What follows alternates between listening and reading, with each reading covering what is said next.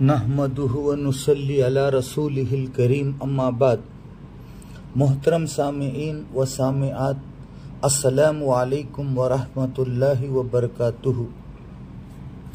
فدوی نے اپنا ایک مقالہ کڑپا آندھرا پردیش کے ایک سیمینار میں پڑھا ہے، جو مولانا حافظ سید شاہ احمد پیر شاہ میری صاحب مدظلہ العالی کے زیر انتظام منعقد ہوا تھا۔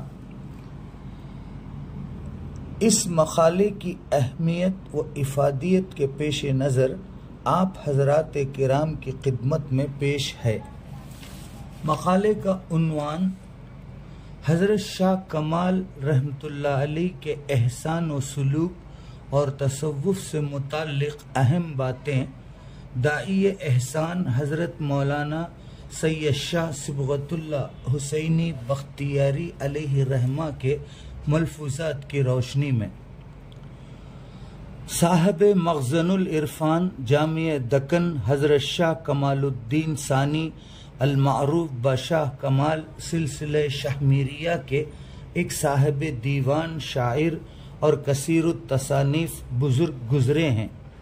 ان کا فارسی میں بھی ایک معرکۃ الآراء دیوان موجود ہے۔ ان کی تعلیمات تصوف کا عطر اور معرفت کا گنجینہ ہیں۔ مخزن العرفان اسم بمسمہ ہے، یہ عرفان و معرفت کا خزانہ ہے۔ احسان و سلوک اور تصوف کے بنیادی طور پر دو پہلو ہیں، ایک قال کا تصوف کہلاتا ہے، دوسرا حال کا تصوف کہلاتا ہے۔ حضرت شاہ کمال رحمۃ اللہ علیہ کی خصوصیت، انفرادیت اور امتیاز تصوف خال ہے۔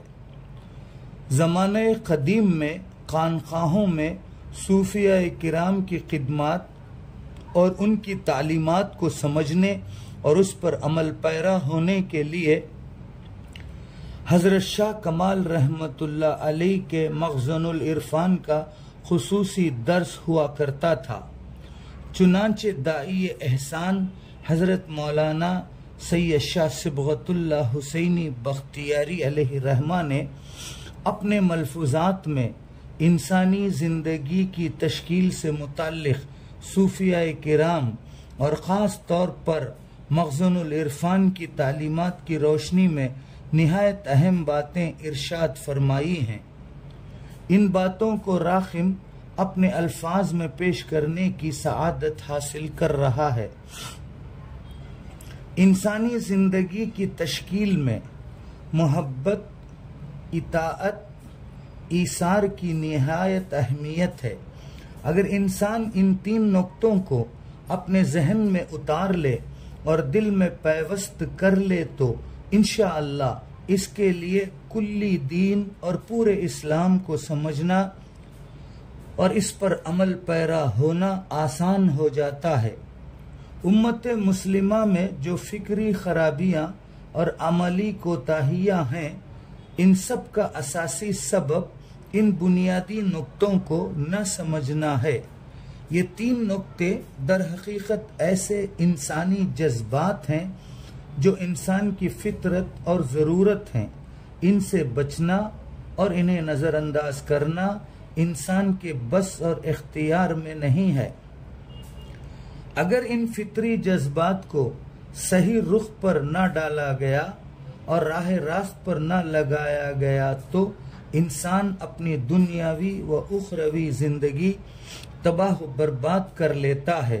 لہٰذا ان تین نقطوں پر اس طرح روشنی ڈالی گئی ہے۔ ان میں سے ہر ایک یعنی محبت، اطاعت اور ایثار کے بھی دو پہلو ہیں، ایک فی اللہ اور دوسرا فی سبیل اللہ۔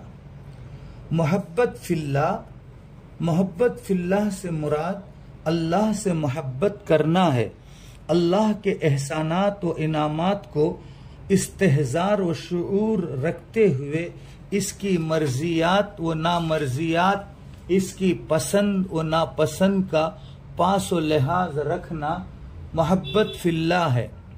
اسی طرح ظاہری اور باطنی گناہوں سے اجتناب کرنا محبت فی اللہ ہے۔ محبت فی سبیل اللہ، محبت فی سبیل اللہ کا مطلب اللہ نے جن جن سے محبت کرنے کا حکم دیا ہے ان سے محبت کرنا، یعنی اللہ کی نسبت سے محبت کرنا محبت فی سبیل اللہ ہے۔ مثلا اللہ نے رسول اکرم صلی اللہ علیہ وسلم سے محبت کرنے کا حکم دیا ہے۔ رسول اکرم صلی اللہ علیہ وسلم سے محبت کا مطلب یہ ہے کہ آپ صلی اللہ علیہ وسلم کو خاتم الانبیاء و خاتم الرسل مانا جائے۔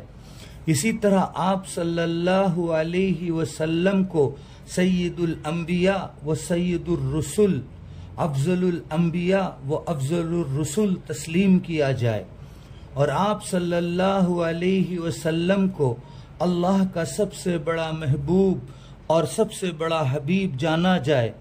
اسی طرح تمام انبیاء کرام سے محبت، صحابہ کرام اور حضرات اہل بیت اطہار سے محبت، تمام تابعین و تبع تابعین اعظام سے محبت، حضرات ائمہ مجتہدین و محدثین اور صلحاء امت و علماء ملت سے محبت فی سبیل اللہ ہے۔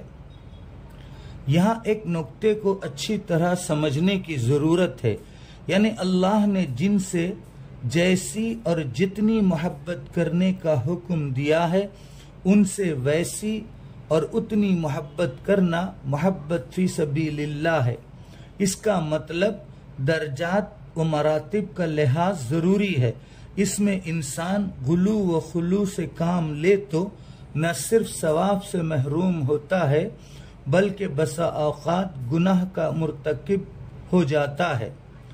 قرآن کریم، حدیث شریف اور سیرت پاک صلی اللہ علیہ وسلم سے جو مراتب و درجات ثابت ہیں ان کی رعایت از حد ضروری ہے۔ مسلم معاشرے میں جو عقائد کی خرابیاں ہیں اور عمل میں کوتاہیاں ہیں ان کا اساسی سبب محبت فی سبیل اللہ کو نہ سمجھنا ہے۔ اطاعت فی اللہ، اطاعت فی اللہ کا مطلب احکامات خداوندی و ارشادات ربانی اور تعلیمات قرآنی پر کاربند ہونا، معروفات پر عمل کرنا اور منکرات سے بچنا ہے۔ حقوق اللہ اور حقوق العباد سے واقف ہونا اور عملی طور پر ان حقوق کو ادا کرنا اطاعت فی اللہ ہے۔ اسی طرح حقوق کی حق تلفی اور ناحقی کے ارتکاب کی صورت میں عند اللہ مؤاخذے پر یقین رکھنا اطاعت فی اللہ ہے۔ اطاعت فی سبیل اللہ، اطاعت فی سبیل اللہ سے مراد اللہ نے جن کی اطاعت کا حکم دیا ہے ان کی اطاعت کرنا اطاعت فی سبیل اللہ ہے۔ مثلا رسول اکرم صلی اللہ علیہ وسلم کے فرمودات اور احادیث پر عمل پیرا ہونا اور آپ صلی اللہ علیہ وسلم کے اسوہ حسنہ کو اپنی زندگی کے لیے نمونہ و آئیڈیل بنانا اور زندگی کے تمام شوشوں، پہلوؤں، گوشوں، ایسپیکٹس کو اسوہ حسنہ کی روشنی میں سمجھنا اور تمام مسائل حیات کو اسوہ حسنہ کی روشنی میں حل کرنا اطاعت فی سبیل اللہ ہے۔ اسی طرح صحابہ کرام، حضرات اہل بیت اطہار، ائمہ مجتہدین و محدثین، صالحین امت اور علماء ملت کی قرآن کریم، حدیث شریف اور سیرت پاک صلی اللہ علیہ وسلم کی روشنی میں جو مستند تحقیقات و تدقیقات ہیں انہیں تسلیم کرنا اور ان پر کاربند ہونا اطاعت فی سبیل اللہ ہے۔ اسی طرح والدین ماجدین کی اطاعت، اساتذہ کرام کی اطاعت، اولی الامر اور سرپرستوں کی اطاعت فی سبیل اللہ ہے۔ ایثار فی اللہ، ایثار فی اللہ سے مراد ہر چھوٹی سی چھوٹی بات میں اسی طرح ہر بڑی سی بڑی بات میں اللہ کی رضا اور اس کی مرضی کے مطابق جینا ہے، یعنی اللہ کی مرضی میں پوری طرح ڈھل جانے کا نام ایثار فی اللہ ہے۔ ایثار کا معاملہ نفس کشی اور دفاع شیطان سے لے کر میدان کارزار میں جام شہادت نوش فرمانے تک ہے۔ اسی طرح ناجائز خواہشات کو کچلنا، ناہموار حالات و ناسازگار ماحول اور آزمائشوں پریشانیوں کے مواقع پر استقامت سے کام لینا اور مسائل کو حل کرنے کے لیے اللہ کی طرف رجوع ہونا اور تدبیر صحیح کرتے رہنا ایثار فی اللہ ہے۔ اسی طرح خوشیوں اور خوشحالیوں میں شکر گزار بنے رہنا اور آزمائشوں پریشانیوں میں صبر سے کام لینا ایثار فی اللہ ہے۔ ایثار فی سبیل اللہ، ایثار فی سبیل اللہ کا مطلب اخلاقیات و انسانیت ہے، یعنی اللہ کی مخلوق کے ساتھ بھلائی کرنا، انسانوں کی خدمت کرنا، مہمان نوازی کرنا، یتیموں اور بیواؤں کا خیال رکھنا اور ضرورت مندوں ناداروں کی مدد کرنا، اپنا وقت ان کے لیے لگانا، اپنا روپیہ پیسہ خرچ کرنا اور اپنے علم و تجربے سے دوسروں کو فائدہ پہنچانا، غرض کے انسانی حقوق کو ادا کرنا ایثار فی سبیل اللہ ہے۔ باعتبار مجموعی سماجی خدمت، سوشل ورک کو عین عبادت سمجھنا ایثار فی سبیل اللہ ہے۔ یہی ہے عبادت، یہی ہے دین و ایمان کہ کام آئے دنیا میں انسان کے انسان۔ اسی طرح دادا حضرت رحمت اللہ علیہ نے اپنے ایک ملفوظ میں اپنے نانا حضرت سید شاہ عبد القادر حسنی قادری رحمت اللہ علیہ کے حوالے سے شیخ ربانی جامعہ دکن حضرت سید شاہ کمال الدین ثانی المعروف حضرت شاہ کمال رحمت اللہ علیہ کی معرکۃ الآراء دیوان مخزن العرفان کی روشنی میں فرمایا کہ شعور و احساس کے ساتھ جو کوئی ان توحیدی و احسانی نقطوں کو اچھی طرح سمجھ لے گا اور اپنے قول و عمل سے ثبوت دے گا تو اسے توحید خالص کی لذت محسوس ہونے لگے گی۔ وہ چند نقطے اس طرح ہیں۔ نمبر 1، اللہ کی ذات قدیم ہے، سب حادث ہیں۔ نمبر 2، اللہ کی قدرت ذاتی ہے، سب کی عطائی ہے۔ نمبر 3، اللہ تعالیٰ کی قدرت لا محدود ہے، سب کی محدود ہے۔